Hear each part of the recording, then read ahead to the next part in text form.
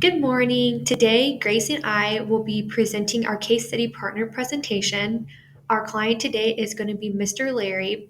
During this presentation, we will walk you through his health background, our risk assessment, and the tailored program we developed to fit his needs and goals. So let's get started by getting to know Mr. Larry. He's a 61-year-old man who's 5'9" and weighs 170 pounds. Larry is a retired competitive swimmer and he stayed fairly active into his 60s. He's currently walking about 2 miles a day, 4 times a week, at a good pace, around 15 minutes per mile. Even though he's never broken a bone, he has experienced some stiffness and soreness in his wrist and fingers, which will be important to keep in mind when designing his exercise plan. Lifestyle wise, he's very healthy, he never smoked, and he only drinks occasionally. Next, we looked at Larry's health screening results based on the ACSM guidelines. He does have some few notable risk factors, so let's break it down here.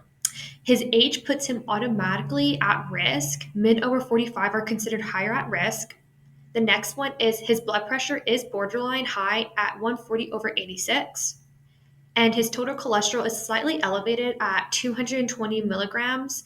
However, he has high levels of HDL levels. That's his good cholesterol, which actually works as a protective factor and allows us to subtract one risk factor. Importantly, Larry does not smoke, he's physically active, and his body weight is in the normal range. So when we add it all up, Larry ends up with just one positive net factor or positive risk factor.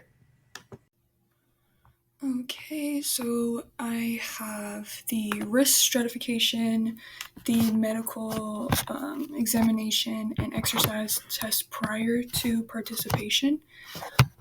So because Larry has two positive risk factors and no signs or symptoms really of CVD, metabolic or renal disease, he is considered a moderate risk. The exercise testing I decided to put him through would be a submaximal graded exercise test using a treadmill. And I chose this test because he has borderline hypertension, and this test added is used for cardiovascular health and blood pressure, and it's also safe and won't push him past his limits while aiding his wrists and his hands, because he did complain of wrist and hand stiffness in both hands. So the pre-participation screening algorithm, he participates in the required physical activity per week, and because of that, he does not need medical clearance. Oh, he also doesn't have any signs or symptoms of it, so he does not need medical clearance and can continue with moderate to vigorous intensity exercise. The prescription in general, there is a link to that prescription right there, but the overall goal of this prescription is to improve his cardiorespiratory fitness for his heart health. We wanted to maintain / increase his muscular strength while using joint-friendly options. We also wanted to enhance his flexibility to reduce the stiffness and promote the mobility. We didn't want to use any grip-heavy exercises or any exercises that put pressure on his hands or wrists, like push-ups or planks. So going into the prescription, assuming that he is doing this prescription on top of his YMCA program, the first week of his prescription, his CRF portion consisted of walking, stationary bike, and water aerobics. I chose these specifically because I wanted to keep his hands in mind and his wrists in mind, as well as his borderline hypertension. So he started at a 30 minutes duration for the first week of walking, a 25-minute duration for bike, a 30-minute for water aerobics. I chose the water aerobics for joint relief And the muscular fitness consisted of band work for upper and lower bodies. We had light weight for the first week, and each exercise was 12 to 15 reps for one set only. This was done because it will be used as a baseline for the increased increments in intensity and duration. It will also allow Larry to adapt to what the next 4 weeks will look like. For the flexibility portion, Larry was asked to perform full body stretches twice a week, and mobility, um, all that light intensity while holding for 60 seconds for 2 sets. He also did yoga in a chair specifically to decrease difficulty. The stretching periods will usually range from 10 to 20 minutes, and that doesn't really change throughout the week, but the yoga increment does. Um, so, yes, the first week we just worked on really building a foundation and comfort while emphasizing him building a base and still being safe. For week 2, we increased cardio up to 35 minutes and added an incline of 1 to 2% to prepare him for the upcoming week's cardio.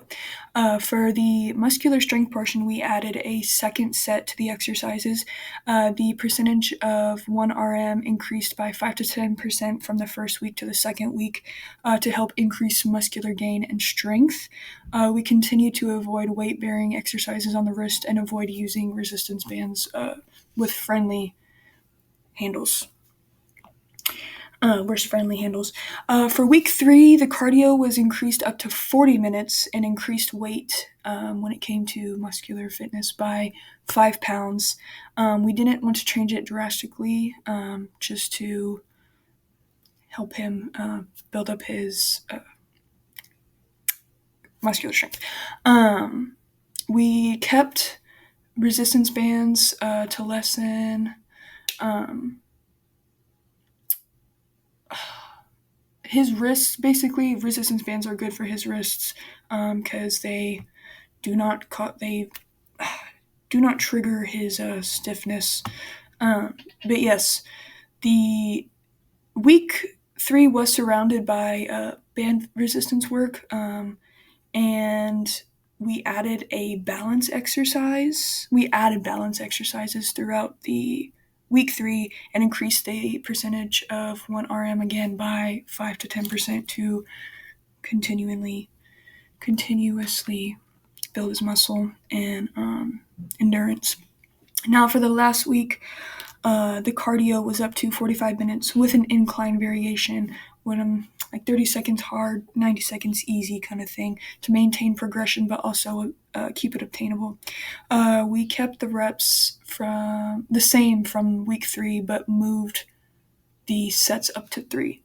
So still 10 to 12 reps, but moved up to 3 sets for week 4.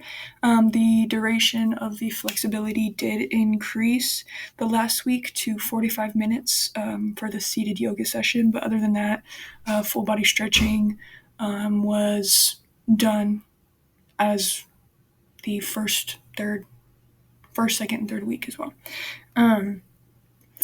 The weekly progression approach honestly was taken during the first 2 weeks. We wanted to put emphasis on adaptation, safety, and getting habits, forming habits. And then the last 2 weeks just consisted of like gentle progression in intensity and duration. So, yes. So, to wrap things up, Larry is a moderately at risk older adult, but he's already leading a fairly healthy and active lifestyle. Our program focuses on 4 key areas: flexibility to help his wrist stiffness and maintain joint mobility, strength training using light resistance to protect his muscle mass and support daily function, daily activity, making sure he keeps moving consistently throughout the week, and of course, regular exercise to maintain and even improve his cardiovascular health. Overall, this plan is designed to help Larry not just maintain, but enhance his quality of life while staying safe and active as he ages. So, this concludes our presentation. Thank you so much for your time. Goodbye.